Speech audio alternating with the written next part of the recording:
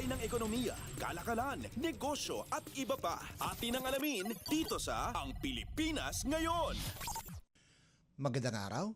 Narito na po ang balitang negosyo at kalakalan. Bumaba ng 15% ang budgetary support ng pamahalaan sa mga government-owned and controlled corporations o GOCCs noong taong 2024 na umabot lamang sa 139 na bilyong piso mula sa 163.5 bilyong piso noong 2023. Ayon sa Bureau of the Treasury, ang pagbibigay ng subsidiya sa mga GOCC ay bahagi ng estratehiya ng pamahalaan upang matustusan ang kanilang operasyon lalo na kung kulang ang kanilang kita. Noong 2023, sinimulan na ng Administrasyong Marcos ang pagbabawas sa mga subsidiya bilang bahagi ng fiscal consolidation upang mapababa ang budget deficit sa kabuang utang ng bansa. Sa kabila ng kabuang pagbaba ng subsidiya, tumaas naman ang suporta sa mga pangunahing non-financial GOCCs na umabot sa 75.41 bilyong piso ngayong taon, 28% na mas mataas kumpara sa 74.7 bilyong piso noong nakarang taon. Ito ay katumbas ng 69% ng kabuang subsidiya. Samantala, halos 27% ng subsidiya o humigit kumulang 38 bilyong piso ang inilaan sa iba pang korporasyong pag-aari ng gobyerno, malayo sa 88.2 bilyong piso noong 2023 na may 57% pagbaba. Ang natitirang 5.58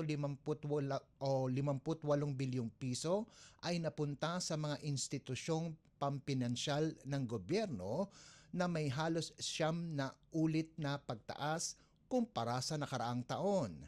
Sa talaan ng mga ahensya, nanguna ang National Irrigation Administration o NIA sa nakatanggap ng pinakamaraming subsidiya noong 2024 na umabot sa 71.21 bilyong piso. Pangalawa ang National Food Authority o NFA na nakatanggap ng 11.25 bilyong piso. Samantala, pumangatlo ang Philippine Health Insurance Corporation o PhilHealth na may 9.6 na bilyong pisong subsidiya, bumaba ng 81% mula sa 50.75 bilyong piso noong taong 2023. Lagay ng ekonomiya, kalakalan, negosyo at iba pa. Atin ang alamin dito sa Ang Pilipinas Ngayon. Nasa 56.48% ng tapos ang konstruksyon ng Passenger Terminal Building o PTB ng Daniel Romualdez Airport sa Tacloban City. Positibo ang Department of Transportation o DOTR na matatapos ang proyekto sa Abril taong 2026. Kapag nakumpleto na ang pag-upgrade sa terminal, magiging mas komportable at maayos ang paglalakbay ng mga pasahero. Pinahuhusay rin nito ang koneksyon sa pamamagitan ng pagtanggap ng parehong domestic at international flights na mag-uugnay sa Tacloban sa iba't ibang bahagi ng bansa at sa ibang mga lugar sa mundo. Ininspeksyon na ni Transportation Secretary Vince Dizon ang progreso ng bagong passenger terminal building. Binigyan diin pa ni Dizon ang pangako ng DOTR sa patuloy na pag-upgrade ng mga regional airport sa buong bansa. Lagay ng ekonomiya, kalakalan, negosyo at iba pa. Atin ang alamin dito sa Ang Pilipinas Ngayon.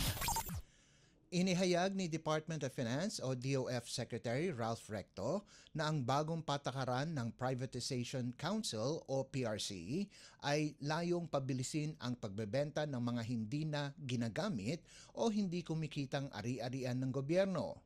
Ayon sa kanya, makatutulong ito upang makalikom ng karagdagang kita na hindi mula sa buwis at sabay na magbubukas ng pagkakataon para sa mga karaniwang Pilipino na makabili at mamuhunan sa mga ari-arian ng gobyerno.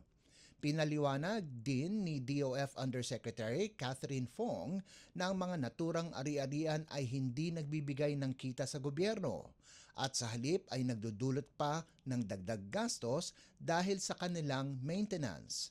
Alinsunod sa Executive Order o EO number 323, mas pinapalakas ng DOF ang mga hakbang upang madagdagan ang kita sa pamamagitan ng privatization.